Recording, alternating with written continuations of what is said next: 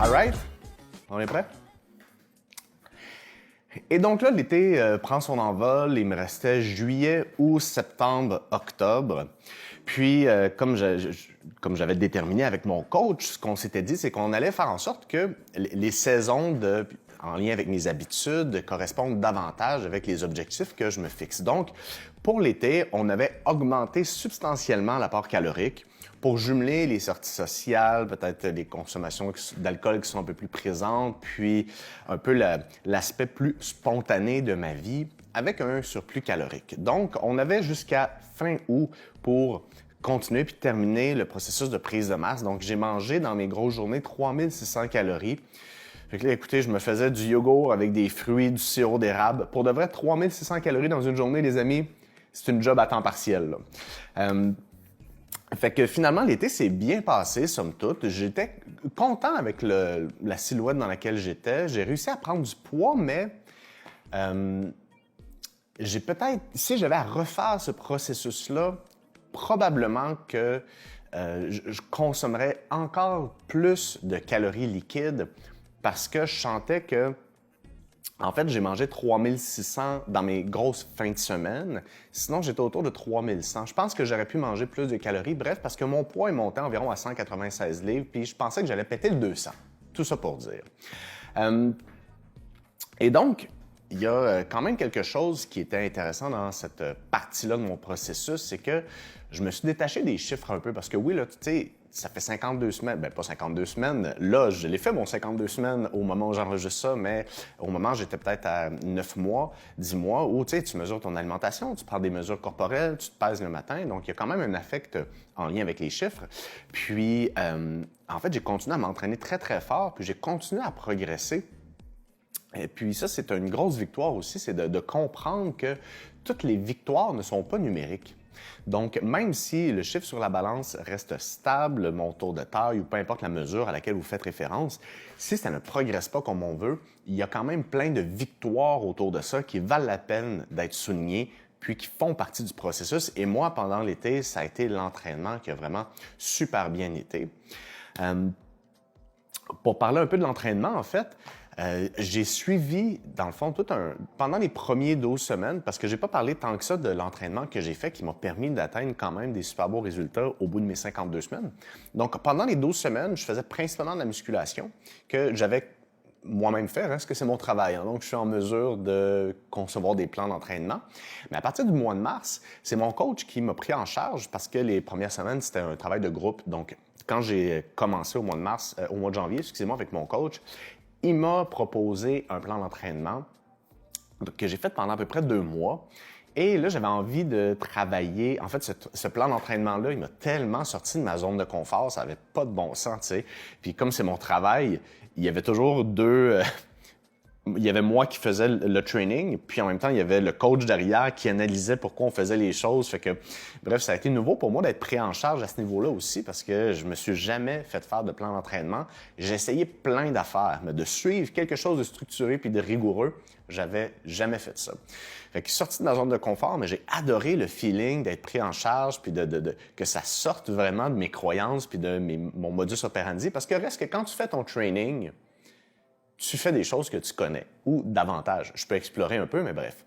Donc, j'ai fait ça. Ensuite, je suis tombé dans le neurotyping de Christian Thibaudeau, puis j'ai fait ça pendant un bon bout de temps, mais il manquait de variété. Puis moi, dans mon profil d'entraînement, dans mes préférences personnelles, j'aime ça quand il y a de la variété, j'aime ça toucher à différentes choses, ce qui était vraiment présent avec mon coach, puis moi avec Christian Thibaudeau.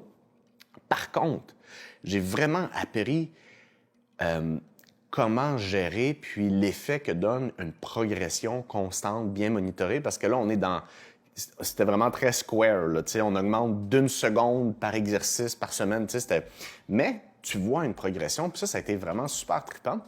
Par la suite, là, j'ai testé différentes choses, j'ai travaillé avec le programme de John Meadows, qui est un culturiste là, vraiment classique, mais il y avait tellement de volume. Honnêtement, j'ai vraiment pas apprécié, puis j'ai terminé mon été en travaillant davantage personnel. Donc, j'ai bâti un programme d'entraînement parce que là, reste que ça faisait à peu près 6 mois que je me faisais coacher. Puis là, le coach créatif en moi avait besoin d'expérimenter un peu ce que j'avais compris des derniers mois. Puis moi, s'il y a une affaire que j'aime dans mon métier, non seulement c'est toute la psychologie du changement puis la transformation humaine, mais de terrain, là, c'est vraiment la planification de l'entraînement, bâtir des trainings qui s'enchaînent de façon logique, mois après mois, cycle après cycle. I love it. Et il y a eu un bel apprentissage là-dedans. Puis je pense que ça, si vous êtes rendu ici dans la vidéo puis que ça vous parle, c'est que on a tendance à s'entraîner pour dépenser des calories puis se brûler. Mais au final, un bon training, c'est un training à travers lequel on progresse, qui vous permet d'aller promener votre chien le soir puis de jouer avec vos enfants sans être courbaturé pendant 4 semaines. Fait que, pas 4 semaines, 4 jours, je voulais dire. 4 semaines de courbature, les amis, c'est un peu long. Et là, on est fin août. Et là, parallèlement à ça, moi, j'ai étudié pendant la dernière année et demie. Non seulement je faisais ce travail-là en nutrition cognitive avec l'équipe de Trevor Kashey, mais personnellement, j'ai étudié la psychologie du changement avec une approche très, très empreinte de la thérapie cognitivo-comportementale. Puis avec tout ce que j'ai vécu, tout ce que j'ai étudié, tous mes 18 derniers mois, je me sentais vraiment prêt à pondre le programme. Et donc, depuis le mois de mai, que je travaillais parallèlement le programme. Puis, ce qui voulait être au départ la force de changer est devenu 20 Fit parce que, maudit que je trouve que ça sonne bien puis que c'est parlant. Et au mois, fin août, j'ai décidé de tendre une perche puis de lancer une première cohorte qui est partie fin octobre. Puis, j'ai tellement eu de réponses de gens qui étaient intéressés à embarquer dans le parcours. Je vous remercie parce que ça témoigne de la confiance que vous me portez, puis ça me touche beaucoup. Il y a eu beaucoup de manifestations de gens qui avaient envie de travailler avec moi, puis on a commencé ça 31 octobre, pas 31 octobre, début octobre. Wow! Quel beau parcours je vis avec la première cohorte de mes 15 dernières années de pratique à ce qui entrait la perte de poids et les changements. Je vais me donner une tape dans le dos parce que quand tu es en affaires, il n'y a personne qui t'en donne sauf tes membres puis tes clients.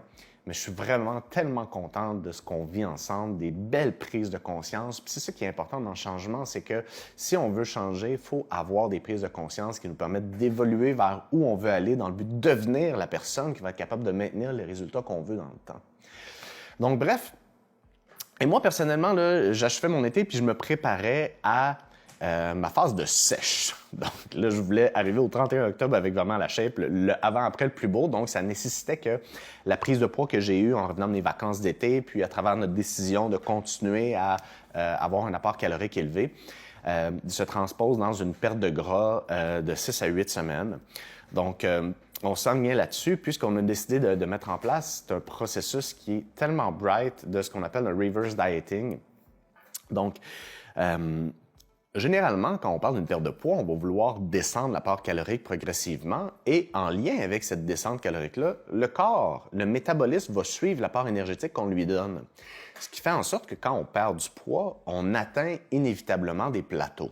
Et la logique veut que quand on atteint un plateau, qu'est-ce qu'on fait? On diminue l'apport calorique dans le but de continuer à créer un déficit énergétique qui amène une perte de poids. Par contre, la problématique avec ça, c'est qu'on arrive au poids le plus bas, OK, écoutez-moi bien, quand notre rapport énergétique est le plus faible. Donc, qu'est-ce qui peut se passer après ça? Un rebond. Et on entend souvent parler de la fameuse phase de maintien qui est, somme toute, un grand mythe, selon moi. Pas un mythe, mais une façon de voir la perte de gras qui est complètement illogique. Donc, ce qu'on fait, c'est qu'on a diminué l'apport calorique d'un coup sec. En fait, c'est ce qu'on a décidé de faire ensemble, de diminuer l'apport calorique d'un coup sec et de remonter progressivement l'apport calorique, ce qui fait en sorte que pendant la reprise de calories, je vais quand même être en déficit, mais un déficit qui est de moins en moins grand, ce qui fait en sorte que mon poids va être le plus bas quand mon apport énergétique va être le plus haut. And that's the way we did it. Fait que j'étais très excité d'embarquer dans le processus, puis j'avais hâte de voir comment ça allait se matérialiser dans mon quotidien, parce que je vous dis, les amis, une phase de maintien, l'idée de dire « Hey, je me serre la ceinture pendant 1 mois ou 2, puis après ça, je vais me maintenir », it's not gonna work, ça ne fonctionnera pas. No Boy à fonctionnaire pour les Hispaniques qui m'écoutent. Donc, j'étais très excité d'embarquer là-dedans. Puis, vous allez voir dans le prochain épisode comment ça s'est passé.